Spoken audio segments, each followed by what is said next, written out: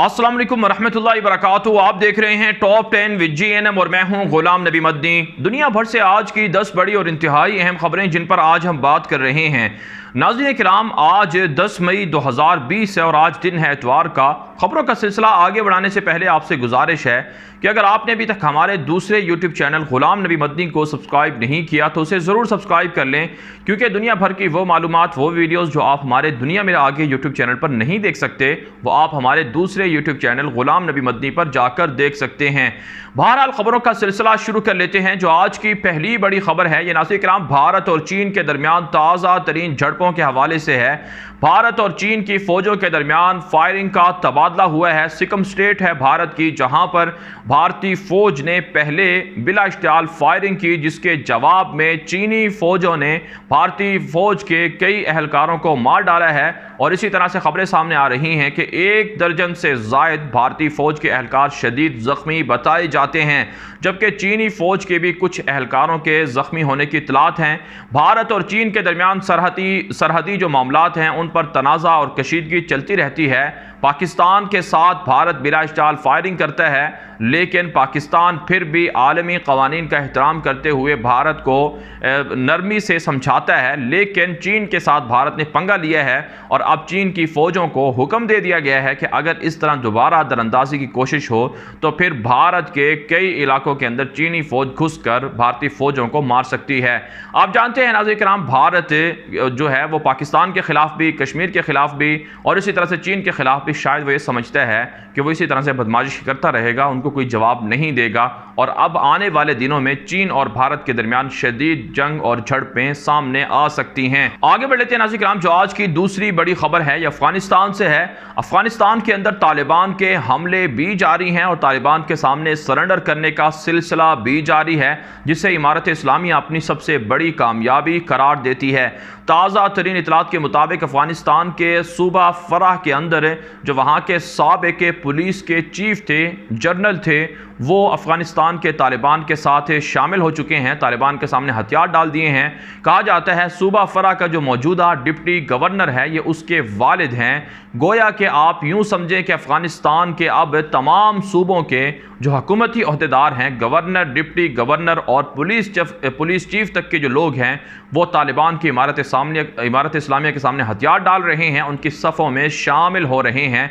जिसे तालिबान अपनी सबसे बड़ी फतह करार दे रहे हैं। जबकि सूबा बल्ख के अंदर, सूबा ज़ाबुल के अंदर और फरा और बादगीस वगैरह के अंदर मुख्तलिफ सूबों के अंदर तालिबान ने पिछले 24 घंटे के अंदर 10 से ज़ायद एहलकारों के मारने का दावा भी किया है। इसके अलावा तालिबान की जानिब से मज़ीद अफ़गान हुक्काम के काबुल इंतज़ामिया के 28 कैदियों को भी रिहा कर दिया गया है। तालिबान के तर्जुमान ज़बीहुल्लाह मुजाहिद और सुहेल शाहीन के मुताबिक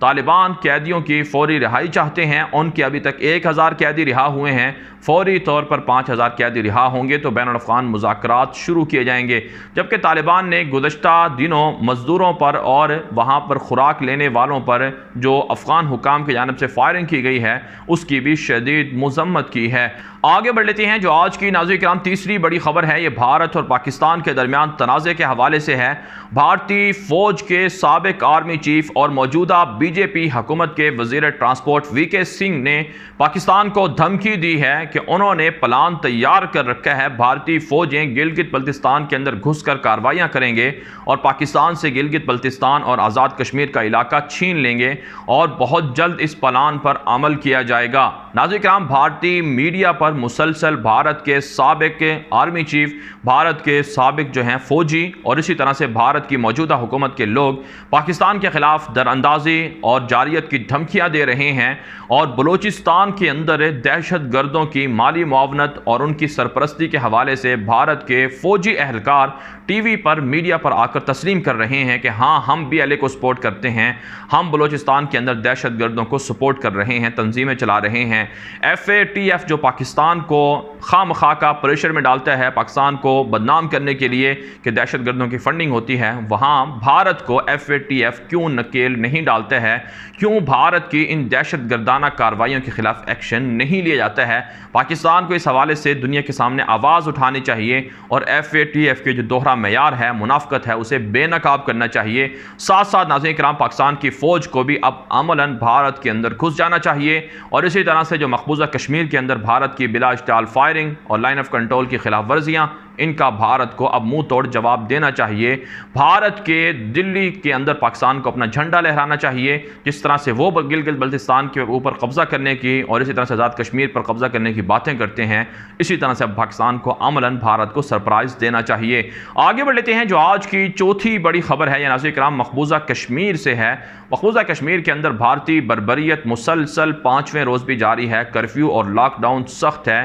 ریاض نائکو کے شہادت کے بعد وہاں پر بڑے پیمانے پر کریک ڈاؤن چل رہا ہے، کئی کشمیریوں کو گرفتار کر لیا گیا ہے۔ ریاض نائکو کے جانشین کے طور پر ڈاکٹر سیف اللہ کو حزب المجاہدین کا نیا کمانڈر بھی مقرر کر دیا گیا ہے اور حزب المجاہدین نے آنے والے دنوں میں برہان وانی شہید اور اسی طرح سے ریاض نائکو شہید کی شہادت کا بدلہ لینے اور بھارتی فوجوں پر بڑے حملے کرنے کا بھی اعلان کر رکھا ہے۔ آگے بڑھ لیتے ہیں، جو آج کی 5ویں بڑی خبر ہے یہ ناظرین کرام بیرونی دنیا کے اندر بھارت کی بدنام زمانہ خفیہ ایجنسی را کے جو کارندے ہیں اب وہ ایکسپوز ہو رہے ہیں، گرفتار ہو رہے ہیں۔ جرمنی کے اندر بھارتی خفیہ انٹیلیجنس ادارے را کا ایک اہلکار وہاں سکھوں کی اور کشمیریوں کی جاسوسی کرنے کے لیے خطرناک طریقے استعمال کر رہا تھا، جسے گرفتار کیا گیا اور اس پر مقدمہ قائم کر دیا گیا ہے اور اس کا نام بلویر بتایا جاتا ہے۔ کہا جاتا ہے جرمنی کی حکومت اگست کے اندر اس کے خلاف باقاعدہ مقدمے کی سماعت کرے گی اور یورپ کے مختلف ممالک کے اندر را کے جو خفیہ مراکز اور نیٹ ورک ہیں وہ بھی آہستہ آہستہ ایکسپوز ہوتے جا رہے ہیں۔ ساتھ ساتھ پاکستان کے اندر بھی جو را کے سہولت کار ہیں، جن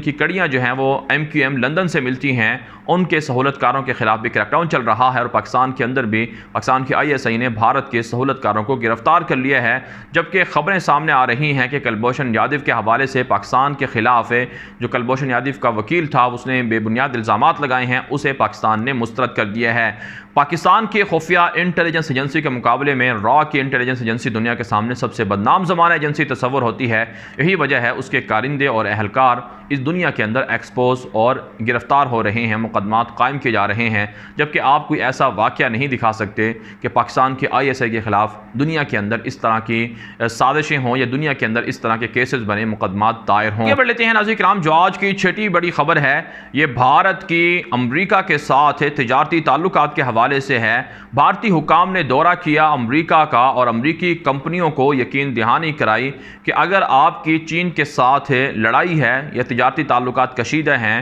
اور چین آپ کی کمپنیوں پر قبضہ کر رہا ہے تو ہم آپ کو متبادل پلیٹ فارم دیتے ہیں۔ امریکہ کی کمپنیاں بھارت آئیں، بھارت کے اندر کم لاگت میں وہ اپنی مصنوعات کو تیار کر سکتی ہیں، اپنے یہاں پر پلانٹ لگا سکتے ہیں، بھارت کے جو مزدور ہیں وہ ان کو کم قیمت پر ان کی مصنوعات تیار کرنے کے لیے تیار ہیں۔ ناظرین کرام، اپریل کے آخر میں بھارتی حکام کی امریکی حکام سے ملاقات ہوئی ہے۔ بھارت چاہتا یہ ہے کہ جو امریکی کمپنیاں چین کے اندر موجود ہیں وہ وہاں سے اپنے دفتر اور اپنے پلانٹس اور اپنی فیکٹریاں ختم کر کے بھارت آ جائیں اور چین اور امریکہ کے درمیان تجارتی تعلقات کی کشیدگی کا بھارت فائدہ اٹھانا چاہتا ہے کہ امریکی کمپنیوں کو اپنے ہاں زمینیں اور اسی طرح سے ٹیکس وغیرہ میں چھوٹ دینے اور کم لاگت پر وہاں ان کو مصنوعات تیار کرنے کی باقاعدہ آفر کر چکا ہے۔ اس حوالے سے پاکستان کو اور اسی طرح سے بھارت کی جو روایتی حریف ہیں ان کو سوچنا چاہیے۔ پھر ساتھ ساتھ ناظرین کرام، دنیا کی امریکہ کی اور دیگر ملکوں کی کمپنیوں کو یہ بھی یاد رکھنا چاہیے کہ بھارت انتہائی رسک پر ہے، کسی بھی وقت پاکستان کے ساتھ جنگ ہوگی تو امریکی کمپنیاں بھی ٹوٹ جائیں گی، ختم ہو جائیں گی۔ پھر کشمیر کے اندر جس طرح سے مظالم ہو رہے ہیں ان کا رد عمل بھی اتنا شدید آ سکتا ہے کہ امریکی کمپنیوں کو اور اسی طرح سے دنیا بھر کے جو بڑے تجارتی ادارے جن کو بھارت یہ طفل تسلیاں دے رہا ہے، یقین دہانیاں کروا رہا ہے، انہیں نقصان کا سامنا کرنا پڑ سکتا ہے۔ تب تک بھارت تجارتی اعتبار سے ان کمپنیوں کو اپنے ہاں نہیں لا سکتا جب تک بھارت اپنے دفاعی اعتبار سے محفوظ نہ ہو جائے، پاکستان کے خلاف جارحیت اور جنگ کی دھمکیاں اور اسی طرح سے ناکام جارحیت کی پلاننگ کو بند نہ کر دے۔ لیتے ہیں ناظرین کرام جو آج کی 7ویں بڑی خبر ہے یہ ایران سے ہے۔ ایرانی وزیر خارجہ جواد ظریف نے اقوام متحدہ سے مطالبہ کیا ہے کہ اقوام متحدہ امریکہ سے باز پرس کرے، امریکہ سے مطالبہ کرے، تحقیق کرے کہ کیوں امریکہ نے ایران کے ساتھ جوہری ڈیل کو، جوہری معاہدے کو ختم کیا ہے۔ دوسری جانب ناظرین کرام ایران نے باقاعدہ امریکہ کو پیشکش کی ہے کہ قیدیوں کے تبادلے پر ایران تیار ہے، جو قیدی ایران کے امریکہ کے پاس ہیں وہ امریکہ ایران کو حوالے کر دے اور امریکی قیدیوں کو ایران بھی حوالے کر دے گا بغیر کسی شرط کے۔ ایران نے پہلی مرتبہ یہ آفر کی ہے، 2019 میں بھی قیدیوں کا تبادلہ ہو چکا ہے اور روایتی ایک دوسرے کے خلاف لفظی جنگ بھی چل رہی ہے، لیکن ابھی تک ایران اور امریکہ کے درمیان کوئی عملی جنگ نہیں ہو سکی ہے۔ آگے بڑھ لیتے ہیں ناظرین کرام جو آج کی 8ویں بڑی خبر ہے یہ یمن، لیبیا اور شام کے اندر جنگ کے معاملات کے متعلق ہے۔ تازہ ترین اطلاعات کے مطابق سعودی اتحاد نے دعویٰ کیا ہے کہ انہوں نے یمن کے اندر حوثی باغیوں کے 10 کے قریب انتہائی اہم کمانڈروں کو اور اسی طرح سے دیگر اہلکاروں کو مار دیا ہے۔ حوثی باغی مسلسل سعودی اتحاد یا سعودی عرب پر حملے کر رہے تھے، جنگ بندی معاہدے کی خلاف ورزی کر رہے تھے، جس کے جواب میں ان کے انتہائی اہم کمانڈروں کو مار دیا گیا ہے۔ حوثیوں نے ان حملوں کا جو ہے وہ رد عمل دینے اور ان حملوں کا جو مقابلہ ہے یا آپ یوں کہہ لیں کہ بدلہ لینے کا بھی اعلان کر رکھا ہے، جبکہ لیبیا کے اندر بھی خلیفہ حفتر باغی اور وہاں کی منتخب فائد السراج کی حکومت کے درمیان جھڑپیں چل رہی ہیں، اور فائد السراج جو وہاں کے منتخب سربراہ ہیں انہوں نے دعویٰ کیا ہے کہ بہت جلد خلیفہ حفتر باغی کا جو چیپٹر ہے وہ کلوز ہو جائے گا۔ آگے بڑھ لیتے ہیں ناظرین کرام جو آج کی 9ویں بڑی خبر ہے یہ عراق سے ہے۔ عراق کے اندر نئے وزیر اعظم مصطفیٰ القاسمی نے اعلان کیا ہے کہ جتنے بھی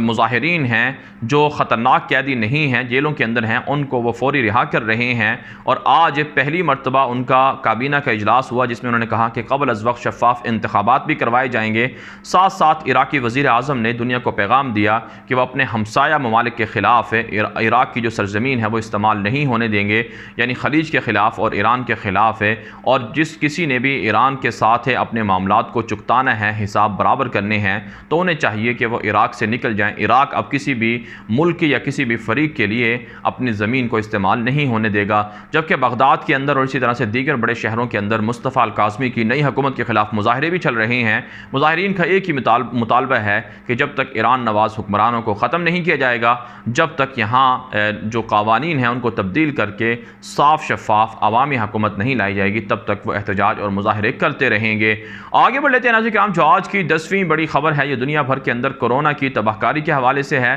ناظرین کرام سب سے پہلی خبر تو یہ ہے کہ WHO نے یہ کہا ہے کہ 2021 کے آخر تک بھی کورونا کی ویکسین نہیں آ سکتی مارکیٹ کے اندر، جبکہ امریکہ اور کچھ دیگر ممالک کہہ چکے ہیں کہ وہ 2020 کے آخر تک کورونا کی ویکسین کو دریافت کر لیں گے۔ اس کے علاوہ فرانس کے اندر 1300 کے قریب یہودی کورونا سے مارے جا چکے ہیں۔ 5 لاکھ کی آبادی ہے یہودیوں کی فرانس کے اندر، جس پر اسرائیل کے یہودی تشویش کا اظہار کر رہے ہیں کہ کیسے 1300 یہودی صرف فرانس کے اندر مارے جا سکتے ہیں کورونا کی وجہ سے، جبکہ کہا جا رہا ہے کہ جو یہودی کورونا کی وجہ سے فرانس میں مارے گئے ہیں ان کی وصیت کے مطابق ان کو اسرائیل پہنچایا گیا، یعنی ان کی میتوں کو اسرائیل پہنچایا گیا۔ علاوہ ناظرین کرام کورونا کے حوالے سے امریکہ سے خبر یہ ہے کہ امریکہ کی دارالحکومت کے اندر جو چین کے ڈاکٹر لی ہیں جنہوں نے سب سے پہلے یہ کہا تھا کہ کورونا دنیا کے اندر آ رہا ہے جو انسانوں سے انسانوں میں منتقل ہوتا ہے، جسے کہا جاتا ہے بعد میں ان کو بھی کورونا ہو گیا اور چینی حکومت نے زبردستی ان کو کورونا کی وجہ سے مار دیا ہے۔ ان کے نام پر، ڈاکٹر لی کے نام پر امریکی دارالحکومت کی ایک سڑک کا نام بھی رکھ دیا گیا ہے۔ امریکہ نے چین سے مطالبہ کیا ہے کہ ڈاکٹر لی کے ویژن کو جاری رکھا جائے گا، اور چین نے جو دنیا سے جھوٹ بولا ہے اس کے خلاف چین سے مکمل معاوضہ بھی طلب کیا جائے گا اور چین کے خلاف ایکشن بھی لیا جائے گا۔ دنیا بھر سے تھی آج کی 10 بڑی خبریں۔ ان خبروں کے حوالے سے آپ کی کیا رائے ہے؟ اپنی رائے کامنٹ کے ذریعے سے ضرور ہم تک پہنچائیں۔ آج کے لیے اتنا ہی، اجازت دیجیے، اللہ حافظ۔